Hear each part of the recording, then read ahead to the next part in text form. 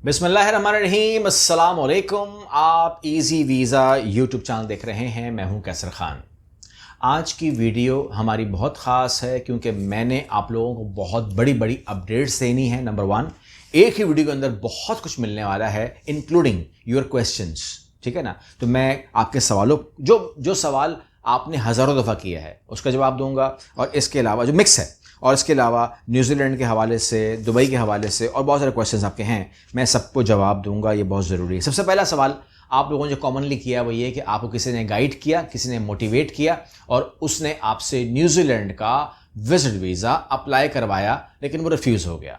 इसकी क्या वजह है? और जाहिर बात है, मैंने बहुत कम डॉक्यूमेंट देखे हैं आप लोगों के जो आपने मुझे भेजे हैं, लेकिन मोस्ट जितने मैंने देखे हैं अब तक, उसमें जो मैंने गलती पकड़ी है ना, आपको मैं वो नज़र कर देता हूँ। और वो गलती जो है ना, वो बहुत कॉमन गलती है, लेकिन यहाँ के कंसल्टेंट ने शायद इसको नोट नहीं किया, स्टडी नहीं किया, पढ़ा नहीं है। तो अगर ये वीडियो कंसल्टेंट भी देख रहे हैं तो ख्याल करें, ठीक है, और इंसाफ करें। क्योंकि एक आदमी कहता है कि जी मैंने तो जितनी बैंक स्टेटमेंट कही थी मैंने दे दी, ऐसा ही है ना, प्रॉपर्टी भी दिखाई, मैं तो NTN भी है, चैम्बर ऑफ कॉमर्स भी दिया, क्या नहीं दिया मैंने बंदे को, लेकिन उसके बावजूद रिफ्यूज़ हो गया। तो भाई बात यह है कि कंसल्टेंट भी सुन लें, आप भी सुन लें, आप करवाएं, वो करेंगे आपके लिए। अदरवाइज़ आप हमारी ऑफिस को न्यूजीलैंड के हवाले से जहमत दे सकते हैं। हम उन बातों को जानते हैं पहले से। यहाँ पे सूरत हाल ये है कि न्यूजीलैंड का जब भी आप केस करें ना, तो न्यूजीलैंड के देखें, आप कभी भी कोई वीज़ा अगर अप्लाई करते हैं तो उस वीज़े के कानून को पढ़ लिया करें। हर वीज़े का अपना कानून होता है जो उसका मुल्क उस पर इम्प्लीमेंट करता है। पहली बात, आसान कर रहा हूं बात को, चाहे वो दुबई हो, दुबई का वीज़ा है ना, उस पर कानूनी मामला, अभी बात करते हैं उसके ऊपर, कानूनी मामला है ना। न्यूजीलैंड का भी कानूनी है, ऑस्ट्रेलिया का भी कानूनी है, कनाडा का भी कानूनी है, हर एक का कानूनी मसला है। तो यहां पर न्यूजीलैंड कहता क्या है? न्यूजीलैंड कहता है कि आप न्यूजीलैंड का वीज़ा खुद अप्लाई कर लें। वो आपको ये तो नहीं कह रहा कि आप किसी के पास जाएं, घर बैठे कंप्यूटर खोलें और आप इंसाफ कर लें। आप कहते नहीं जी टेक्निकल मसला होता है, ठीक है ना, टेक्निकल तो है, तो फिर क्या करें? तो वो कहता है कि आप किसी भी ऑथेंटिक हमारे जो एजेंट है उससे आप रब्ता कर लें। अब ये ऑथेंटिक एजेंट कौन होता है? यहाँ जितने भी लाइसेंस खुले हुए, मतलब मान लीजिए कि पाकिस्तान में 10,000 ट्रैवल एजेंसीज हैं, ये सब के सब ऑथेंटिक हैं। ट्रैवल एजेंसी को लेकर तो ऑथेंटिक है। न्यूजीलैंड के वीज़े का फॉर्म भरने के लिए या आपको एंटरटेन करने के लिए ऑथेंटिक उनकी नज़र से नहीं है। यानी कि फॉर एग्जांपल मैं मिसाल दे रहा हूं आपको, एक ट्रैवल है, उसका नाम है, आप कोई भी नाम ले लें, उसका नाम है एलियन ट्रैवल।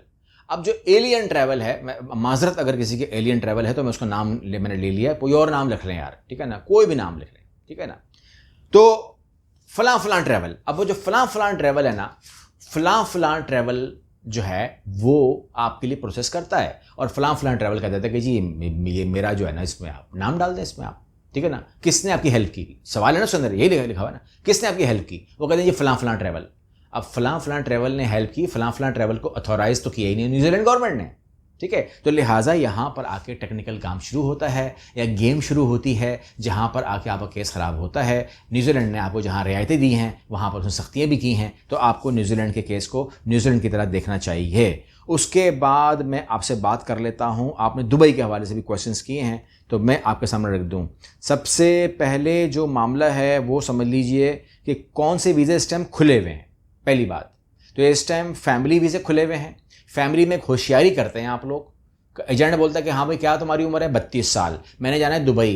यार मैं तुम्हें भेज तो दूंगा वीज़ा अप्लाई करने के लिए, साथ में माँ का वीज़ा लगवाओ, बीवी का लगवाओ, वगैरह वगैरह। आप लगवा देते हैं, फिर आप अकेली जान जो है ना एयरपोर्ट पर खड़े हुए होते हैं, मैं दुबई जा रहा हूँ। तो FI वाला पागल नहीं है, वो कहता है साथ में कौन जा रहा है? आप कहते कोई नहीं, वीज़ा तो ओरिजिनल है। हाँ ओरिजिनल है, किसके साथ लगवाया था वीज़ा? सच बोलो, वरना अभी तुम्हारे ये करते हैं वो करते हैं। माँ के साथ लगवाया था, माँ नहीं जा रही है, मैं जा रहा हूँ। बीवी के साथ लगवाया था, बीवी नहीं जा रही, मैं जा रहा हूँ।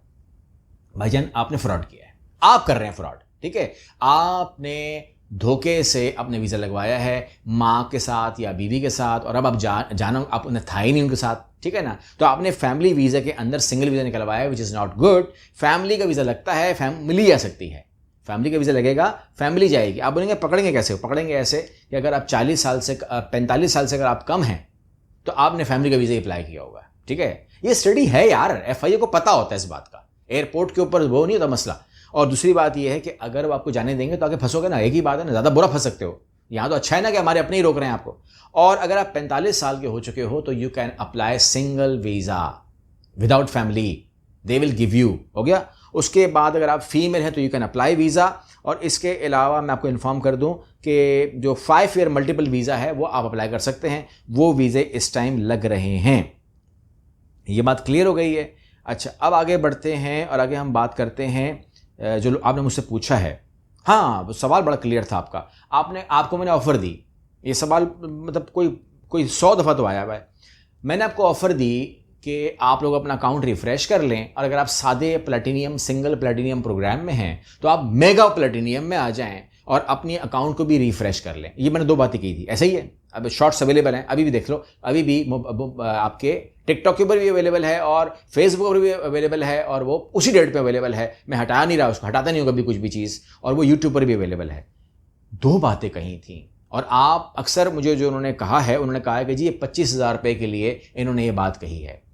तो वहाँ पे मेगा 2 बातें थी। एक, मेगा में आना है, मेगा में और सिंगल प्रोग्राम में ज़मीन आसमान का फ़र्क है कॉस्ट वाइज, और मैं कहता कि 25,000 रुपये से आप करवा लोगे, प्लस मैंने कहा था कि आप उसको रिफ्रेश भी कर लोगे। तो जिन लोगों को मेगा प्लैटिनियम में नहीं कन्वर्ट करना और सिर्फ उनको रिफ्रेश करना है प्रोग्राम को, उनके 6 महीने हो गए, 8 महीने हो गए, वटएवर जो भी परेशानी है ना, तो आपने अगर उस परेशानी को ख़त्म करना है और आपने मेगा में नहीं आना है तो आप यही काम फ्री में करवा सकते हो हमसे। हम फ्री में करने को तैयार हैं, खत्म बात हो गई। परेशानी की क्या बात है? 25,000 रुपये को छोड़ दें, मेगा को भूल जाएं, ठीक है ना। इसको मिक्स मत कीजिएगा आप, क्योंकि आपने पहले मुझे कह दिया कि 25,000 रुपये के लिए कर रहे हैं, तो लिहाजा अब मिक्स मत कीजिएगा और आप फ्री ऑफ कॉस्ट अपने प्रोग्राम को रिफ्रेश कर लें, आपको 1 रुपये भी देना नहीं पड़ेगा।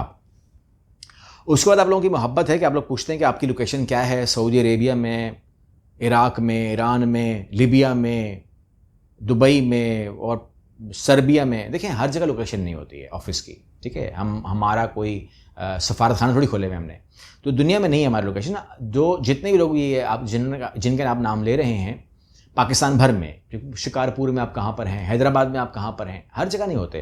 तो ये दौर है ऑनलाइन का। आप ऑनलाइन हमसे कोई भी वीज़ा आप प्रोसेस करवा सकते हैं, हम आपके लिए हाजिर हैं, ठीक है ना। पूरा का पूरा प्रोसेस, जैसे फॉर एग्जांपल न्यूजीलैंड, मिसाल दे रहा हूँ आपको, न्यूजीलैंड तो न्यूजीलैंड के अंदर है ना, न्यूजीलैंड का वीज़ा आप यहाँ पर अप्लाई कर रहे हैं तो उसका ऑफिस तो नहीं होता यहाँ पर, ऑफिस तो नहीं खोल के बैठा हुआ न्यूजीलैंड, मगर आप अप्लाई कर रहे हो, ठीक है ना। दुनिया भर में तो न्यूजीलैंड नहीं खोले ऑफिस। ऑस्ट्रेलिया तो ऑफिस खोल के नहीं बैठा हुआ ना। ऑस्ट्रेलिया क्या बोल रहा है, you can apply by online. आप कहते हैं आपका ऑफिस कहाँ पर है, मैंने आना है, वो कहता है भाई कहीं नहीं आना है, ऑनलाइन होता है, ठीक है ना। दुबई भी यही कहता है, ऐसा ही है ना। तो कनाडा भी यही कहता है, तो ऑनलाइन अप्लाई कर लो भाई। सर्बिया भी तो यही कहता है, तो ऑनलाइन अप्लाई कर लो। तो हम भी आपको ऑनलाइन सर्विस देने को तैयार हैं। वही एक ही बात है, ये भी बात हो गई। अच्छा, उसके बाद 2-3 सवाल और हैं, आपको वो भी मैं जवाब दे देता हूँ। कि वो कहते हैं आप वाइट कॉलर जॉब की बात नहीं करते। देखें, जब भी आप वीडियो देखेंगे ना, तो उसमें मैं कोई जो हमारे वो लोग जो पढ़ नहीं सकते, जो पढ़ना नहीं चाहते या पढ़ नहीं सकते या पढ़ने की पोजीशन में नहीं है, तो मैं उनकी जिक्र कर देता हूँ। और वाइट कॉलर का जिक्र मैं नहीं करता बिकॉज आप पढ़ सकते हैं, तो मैं आपको लिंक की बात करता हूँ, ठीक है ना। फॉर एग्जाम्पल, Canada.ca के ऊपर क्या क्या लिखा हुआ है, या C11 वीज़ा क्या होता है, या क्या होता है, किसके लिए काम आता है, ये जिन्होंने नहीं पढ़ना उनको तो मैं उर्दू में पूरी कहानी सुना देता हूँ। तो जो पढ़ सकते हैं, मैं कहता हूँ Canada.ca खोलो, सिंपल, वेरी सिंपल, ठीक है ना। क्योंकि अगर आप खोल के पढ़ने के मूड में नहीं हैं तो फिर तो आप उसी कैटेगरी में आ गए ना, कि जो फिर सुन लो फिर हमारी बात, सिंपल सी बात है। तो या तो सुनना पड़ेगा या तो पढ़ना पड़ेगा। तो वो जो कैटेगरी नहीं पढ़ना चाहती है, नहीं पढ़ सकती है, नहीं समझ में आता, उनको मैं सुना देता हूँ उर्दू में। और जो पढ़ सकते हैं, वाइट कॉलर का मतलब ये है कि दे आर एजुकेटेड, तो वो लोग पढ़ लेते हैं उन वहाँ से, चाहे वो लिंक्डइन के बारे में हो, इंडीड के बारे में हो, सेल्फ अप्लाई करने की पोजीशन के हवाले से हो, वट जो भी हो आप कर सकते हैं, ज़्यादा मुश्किल होता नहीं है।